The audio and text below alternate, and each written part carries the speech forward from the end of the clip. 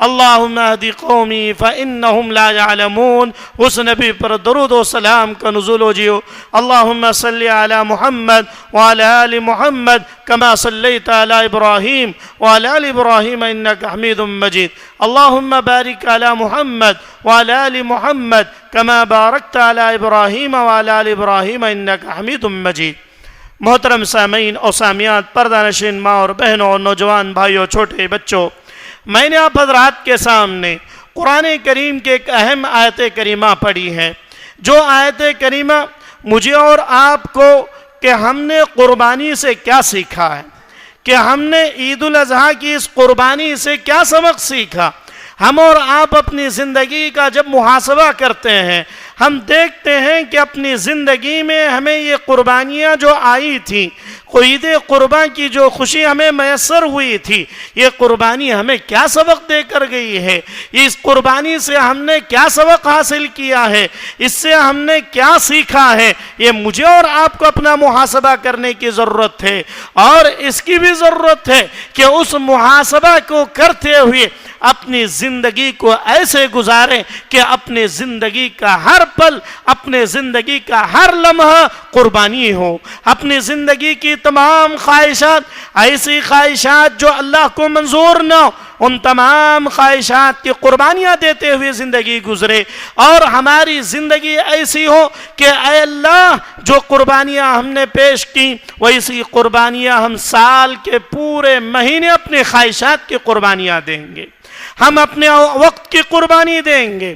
دیکھیے آج جمعہ کا دن ہے، آج ہمارا حال یہ ہے کہ ہماری مسجدیں خالی نظر آتی ہیں، عیدین میں اتنی خوشیاں نظر آتی ہیں، ہمارے نوجوانوں میں، ہمارے بوڑھوں میں، ہماری ماؤں میں ایک ایمانی جذبہ امڑ پڑتا ہے. لیکن جیسے ہی یہ خوشیاں ختم ہوتی ہیں، جیسے یہ عیدیں ختم ہوتی ہیں، ہمارا ایمان کمزور ہوتا چلا جاتا ہے. ایسا بالکل نہیں ہونا چاہیے. آئیے دیکھتے ہیں کہ قرآن کریم کے اہم آیت کریمہ کیا کہتی ہے. اللہ نے قرآن مجید کے اندر ارشاد فرمایا، قل ان صلاتي ونسكي ومحياي ومماتي لله رب العالمين لا شريك له وبذلك امرت وانا اول المسلمين. کہ اے نبی صلی اللہ علیہ وسلم، آپ اپنی امت کے سامنے اس بات کو بتلا دیں، قل ان صلاتي، کہ اے نبی کہیے یقیناً میری نماز، ان صلاتی و نسکی، اور جو ہم نے قربانیاں دی وہ قربانی، ان صلاتی و نسکی و محیای و مماتی، اور میرا جینا مرنا سب کچھ اللہ رب العالمین کے لیے. ہمیں ہر چیز کی قربانی دینی پڑے گی.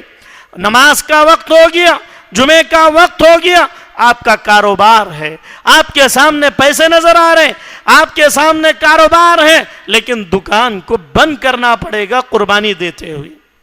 آپ کو اپنے وقت کی قربانی دینی ہوگی، آپ کو اپنے مال کی قربانی دینی ہوگی. اگر آپ نے صرف جانور کی قربانی کو قربانی سمجھ لیا، اللہ کی قسم ہے قربانی کی کوئی اہمیت نہیں ہے. یہ قربانی یہی تو پیغام دیتی ہے کہ لوگوں آج تم جانور قربان کر رہے ہو، لیکن کل تمہاری زندگی میں بہت ساری ایسی قربانیاں مطلوب ہوں گی، بہت سارے ایسی چیزیں مطلوب ہوں گی کہ تم کرنا نہیں چاہو گے پھر بھی کرنا پڑے گا. انسان دکان بند کرنا نہیں چاہتا، انسان اپنا کام کاج اور روکنا نہیں چاہتا، شیطان اسے ورغلا رہا ہوتا ہے کہ اگر تو چھوڑ کر چلا گیا تو اس وقت کاروبار کا وقت ہے، اس وقت تیرے دکان چلنے کا وقت ہے، تو تیرا نقصان ہو جائے گا، آج کا پیسہ روپیہ تجھے نہیں مل پائے گا. شیطان دل میں چیزیں ڈالتا ہے جس کی وجہ سے انسان شیطان کے چنگل میں آ جاتا ہے، شیطان کے چنگل میں آ جاتا ہے. لیکن قربانی یہ کہتی ہے، عید الاضحیٰ پیغام دیتی ہے کہ لوگوں تمہیں ایسے اپنے وقت کو بھی قربان کرنا پڑے گا. اور اللہ نے ایک اور اہم چیز بتلائی کہ یہ عید الاضحیٰ کی جو قربانیاں ہوا کرتی ہیں وہ کچھ اہم پیغام جو دیا کرتی ہیں. ان میں سب سے پہلا پیغام یہ ہے کہ انسان توحید پرست بن جائے، انسان توحید پرست بن جائے. کیوں؟ کیونکہ اللہ نے فرمایا لا شریک لہ، کہ اے نبی آپ اپنی امت کے سامنے اس بات کو بتلائیں کہ لا شریک لہ، کہ تیرے سوا کوئی شریک نہیں ہے، تیرے ساتھ کوئی ہمسر ہو ہی نہیں سکتا، تو ایک واحد ذات ہے، تو ایک واحد ذات ہے جو پوری دنیا کو چلا سکتی ہے، ورنہ اگر اس دنیا کے اندر دو خدا ہوتے تو نہ جانے کیا ہو جاتا۔ یہ انسان کو یہ پیغام دیا جا رہا ہے عید الاضحیٰ کی مناسبت سے، اس قربانی کے ہم نے سبق دیا جا رہا ہے کہ تمہیں جیسے تم جانور کسی کے نام پر نہیں ذبح کر سکتے، اللہ کا نام لے کر ہی ذبح کرنا ہے اور اللہ کی توحید کو بلند کر کے نہ ذبح کرنا ہے، تو پوری زندگی تمہیں توحید کے مطابق ہی گزارنی۔ اگر تم نے توحید چھوڑ دیا تو تمہاری نماز، تمہاری قربانیاں، تمہارا جینا مرنا، کاروبار، سب کچھ بیکار چلا جائے گا، سب کچھ ضائع ہو جائے گا۔ کیوں؟ کیونکہ اللہ نے جتنے احکامات دیے ان تمام احکامات میں توحید کو مقدم رکھا ہے، توحید کو مقدم رکھا ہے۔ وجہ کیا؟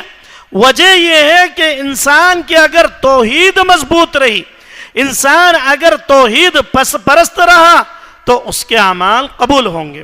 اگر توحید پرست نہ رہا، جیسے وہ مکہ کے حالات میں ایک شخص تھا جدعان نام کا، وہ کیا کرتا تھا، مکہ میں بہت زیادہ خیر کے کام کیا کرتا تھا، غریبوں کی مدد کرنا، یتیموں کی مدد کرنا، بیواؤں اور مسکینوں کی مدد کرنا، اور خانہ کعبہ کو بھی بہت سارا مال پہنچاتا تھا، اور غریبوں کے لیے، ناداروں کے لیے، بیواؤں کے لیے سب کچھ لٹاتا تھا۔ جدعان نامی شخص اللہ کے نبی سے صحابہ نے پوچھا، اللہ کے نبی، وہ جو مکہ کے اندر جو کافر ہے، کافر تو ہے، اللہ کو نہیں مانتا، لیکن وہ سب پر قربانیاں دیتا ہے، سب کے لیے اپنے مال کو خرچ کرتا ہے، خانہ کعبہ میں بھی اپنا مال دیتا ہے، غریبوں پر بھی مال دیتا ہے، زکوٰۃ بھی دیتا ہے، اللہ کے نبی وہ سب کام کرتا ہے، تو کیا ان کے یہ تمام کاموں کی وجہ سے اللہ تعالیٰ اسے قبول کر لے گا؟ جب یہ سوال پوچھا گیا، اللہ کے نبی نے فرمایا کہ اے میرے صحابہ، وہ جتنا بھی نیک عمل کر لے، اس کے اندر توحید نہیں ہے تو اس کے تمام عمل باطل۔ اللہ، اگر ہماری قربانیاں بھی اللہ کے نام کو لیے بغیر، غیر اللہ کے نام پر، فلاں کے نام پر، فلاں بابا کے نام پر، فلاں کے نام پر اگر کاٹ دیا جائے تو قربانیاں قبول نہیں ہوں گی۔ آج دنیا میں کتنے لوگ ایسے ہوں گے جو درگاہوں پہ لے جا کر کاٹے ہوں گے قربانیوں کے گوشت، کتنے لوگ ایسے ہوں گے جو غیر اللہ کے نام پر کاٹے ہوں گے، کتنے لوگ ایسے ہوں گے جو فاتحہ خوانی کر کے ذبح کیے ہوں گے، ان کی قربانیوں کا کوئی مطلب نہیں، ان کی قربانیاں ویسٹ ہو جائیں گی۔ کیوں؟ اللہ نے فرمایا لا شریک لہ وبذالک امرت وانا اول المسلمین، اسی وجہ سے میں پہلا اسلام لانے والا، کہ میں دین کی دعوت آپ کے سامنے پیش کرنے والا ہوں۔ تو انسان کو توحید پرست ہونا اس کے عبادات کی قبولیت کے لیے ضروری ہے۔ اگر وہ توحید پرست نہیں رہا تو جتنے بھی قیمتی اعمال کر لیں، پوری رات نماز پڑھتا رہ جائے، پورا دن اللہ کی عبادت میں لگا دے، اس کے اعمال باطل ہو جائیں گے، اس کے اعمال ضائع ہو جائیں گے۔ اور اسی طریقے سے اللہ رب العالمین نے ایک اور پیغام دیا کہ لوگوں، تمہیں عمل کرنے سے پہلے اپنے اندر اخلاص پیدا کرنا، اپنے اندر اخلاص پیدا کریں۔ اسی لیے سورۃ الاخلاص اللہ نے نازل کی۔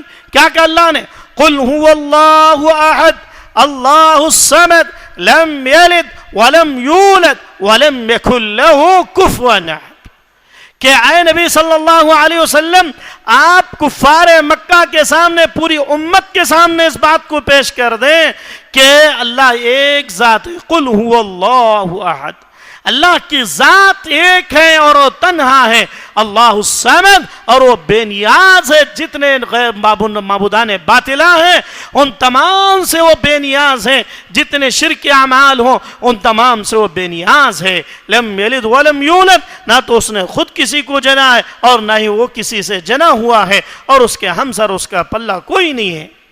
یہ اخلاص، یہ توحید، یہ تقوی، اللہ کا ڈر اگر انسان کے اندر آ گیا تو اس کی قربانی قبول ہو جائے گی۔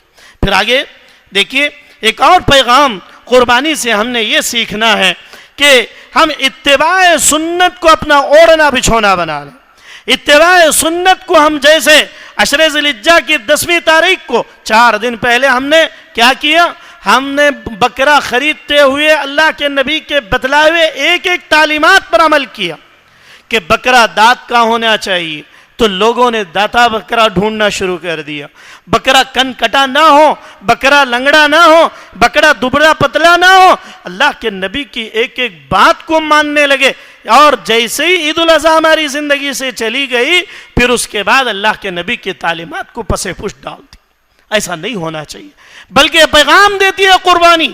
قربانی ہمیں سبق دیتی ہے کہ تمہیں زندگی کے ہر کام میں، زندگی کے ہر پہلو میں اتباع رسول کو لازم پکڑ لیں. جیسے آپ بکرے ڈھونڈنے میں، بکرا ذبح کرنے میں تمام طریقے پوچھتے ہو، تمام طریقوں پر عمل کرتے ہو، تو ویسے ہی زندگی کے ہر کام میں اللہ کے نبی کو فالو کرو. ہمارے چہرے مہرے اللہ کے نبی کے چہرے کے طرح ہونا چاہیے. ہمارا لباس اللہ کے نبی کے لباس کی طرح ہونا چاہیے. ہماری گفتگو اللہ کے نبی کی طرح ہونا چاہیے. قرآن کیا کہتا ہے؟ قرآن کہتا ہے قُلْ أَطِيعُوا اللَّهَ وَأَطِيعُوا الرَّسُولَ وَأُولِي الْأَمْرِ مِنْكُمْ فَإِنْ تَنَازَعْتُمْ فِي شَيْءٍ فَرُدُّوهُ إِلَى اللَّهِ وَالرَّسُولِ إِن كُنتُمْ تُؤْمِنُونَ بِاللَّهِ وَالْيَوْمِ الْآخِرِ.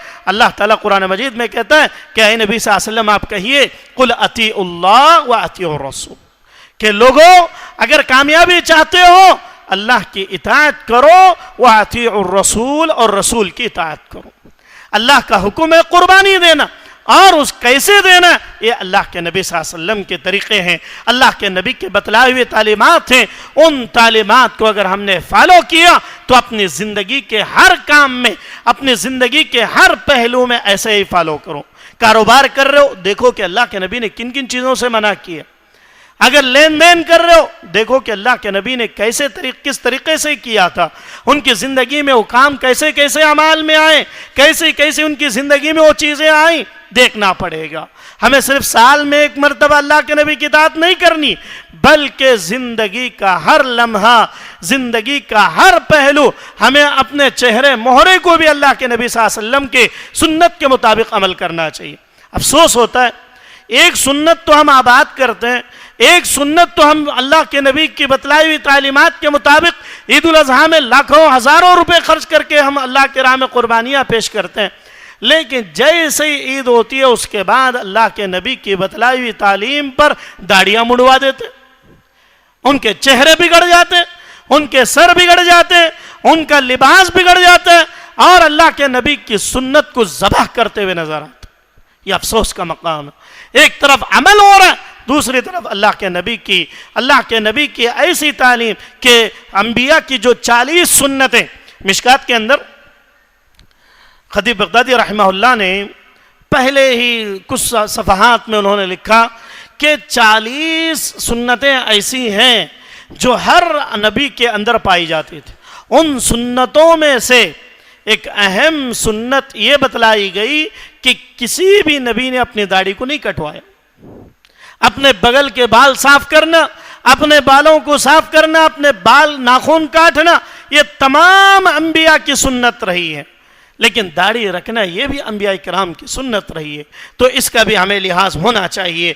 پھر آگے دیکھیے کہ چوتھا سبق جو ہمیں عید الاضحیٰ کی جو قربانی کی ہم نے پیش کی، اس سے ایک سبق یہ بھی ملتا ہے کہ ہم اپنے اندر تقوی اختیار کریں، تقوی اختیار کریں، اللہ کا ڈر اختیار کریں، اللہ کا خوف اختیار کریں. جیسے کہ میں نے بات کہی تھی کہ اللہ رب العالمین تمہاری قربانیوں سے، تمہارے اعمال سے یہی چاہتا ہے کہ تمہارے اندر تقوی پیدا ہو جائے، تمہارے اندر ڈر پیدا ہو جائے، تمہارے اندر خشیت پیدا ہو جائے. جیسے میں نے کہا کفار مکہ کیا کرتے تھے؟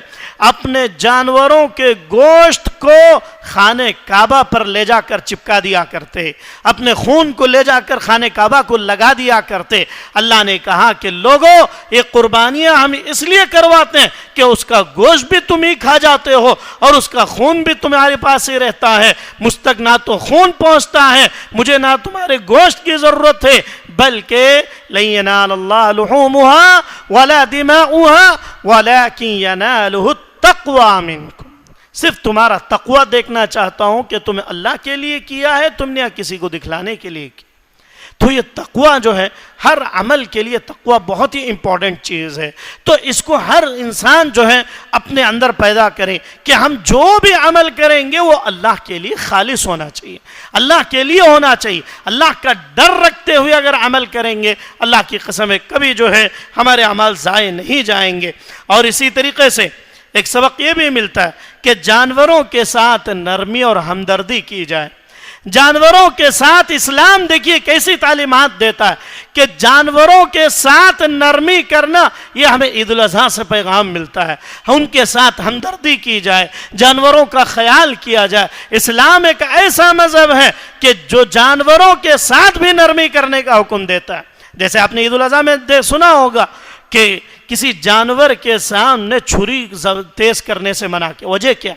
وجہ یہ ہے کہ انسان اپنے جانوروں کے ساتھ جو ہے بے رحمی کا مظاہرہ نہ کرے, انہیں تکلیف نہ پہنچائے, ان کے ساتھ ہمدردی کا مظاہرہ کریں, ان کے ساتھ خیرخواہی کا مظاہرہ کریں, اور تمہارے اندر جانوروں کے تحت نرمی پیدا ہو جانی چاہیے. اسلام اتنی بہترین تعلیم دیتا ہے, لیکن آج امت محمدیہ پر یہ انگلیاں اٹھائی جاتی ہیں کہ اسلام جو ہے نعوذ باللہ دہشت گردی کی تعلیم دیتا ہے. قربانی ہمیں یہی پیغام دیتی ہے, ہمیں یہی سبق سکھلاتی ہے کہ تمہیں جانوروں کے ساتھ بھی خیرخواہی کرنا چاہیے.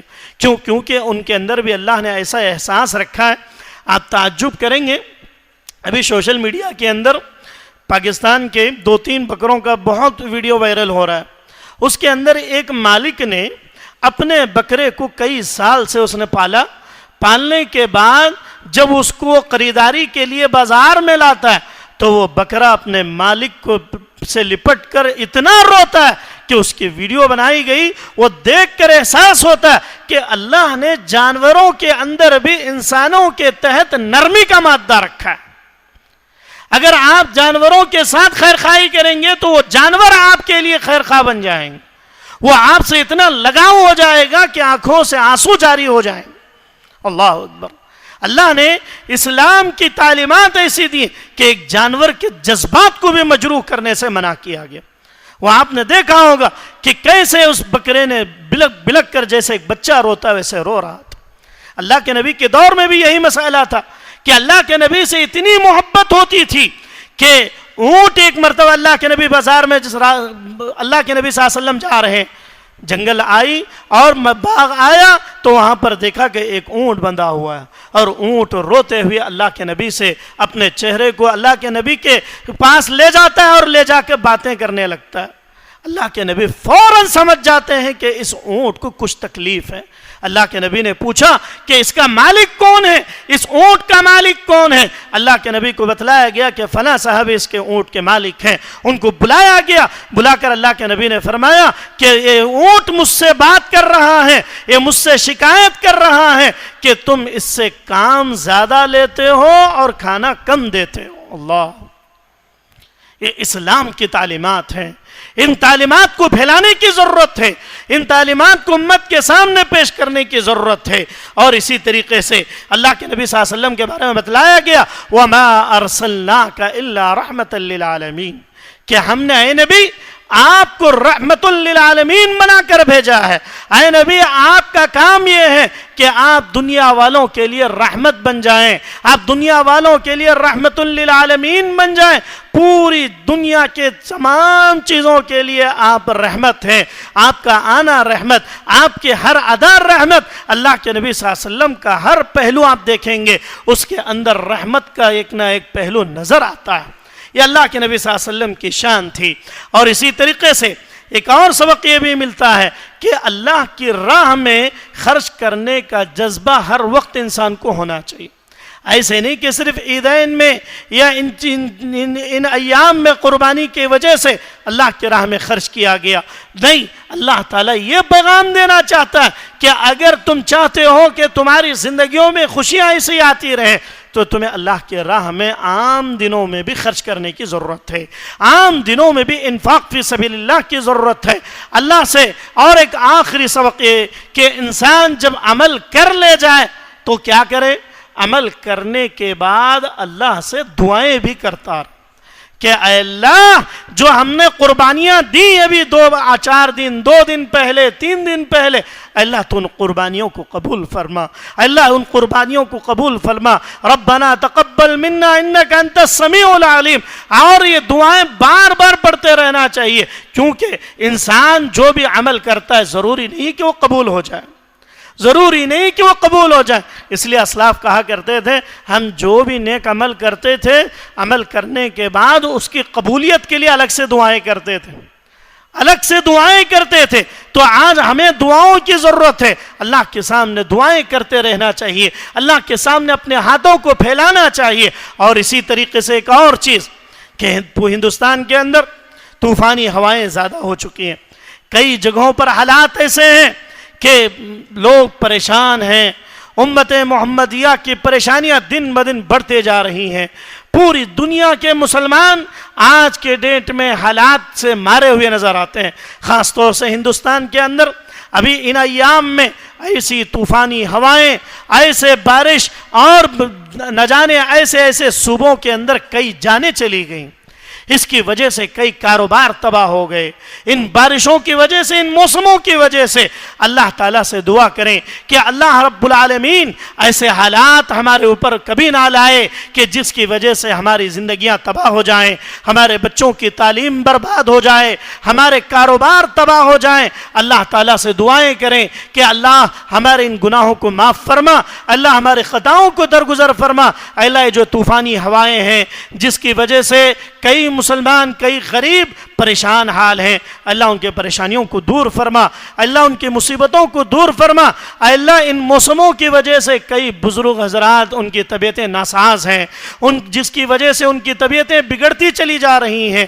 کئی تو ایسے ہیں جو 60 سال 50 سال کے اوپر کے لوگ ان ٹھنڈی ہواؤں کی وجہ سے اپنی زندگی سے ہاتھ دھو بیٹھ رہے ہیں۔ اللہ تعالیٰ امت کی حفاظت فرمائے، امت کے بزرگوں کی حفاظت فرمائے، امت کے نوجوانوں کی حفاظت فرمائے۔ اے اللہ جو بھی تیری طرف سے ہوتا ہے اے اللہ اس کے اندر کچھ نہ کچھ خیر ہوتا ہے۔ اے اللہ ہمارے لیے ان تمام شر کی چیزوں کو خیر کی چیزیں بنا دے، ہمارے اعمال کو قبول فرما۔ اے اللہ ہمارے گناہوں کو معاف فرما۔ اللہ جتنے لوگ بیٹھے ہوئے ہیں اے اللہ جو لوگ پریشان حال ہیں اے اللہ ان کی پریشانیوں کو دور فرما، اے اللہ ان کی مصیبتوں کو دور فرما، اے اللہ ہماری قربانیوں کو قبول فرما۔ اللہ ہماری قربانیوں میں جو بھی کمی پیشی ہوئی ہے اللہ ان کمی پیشیوں کو دور فرما، اللہ مصیبتوں کو دور فرما۔ اللہ کہنے والے کو کہنے سے زیادہ، سننے والوں کو سننے سے زیادہ عمل کی توفیق عطا فرما۔ اللہ سیاکاریوں سے دور رہنے کی توفیق عطا فرما، اللہ گناہوں سے بچتے رہنے کی توفیق عطا فرما۔ آمین۔ والسلام علیکم ورحمۃ اللہ وبرکاتہ۔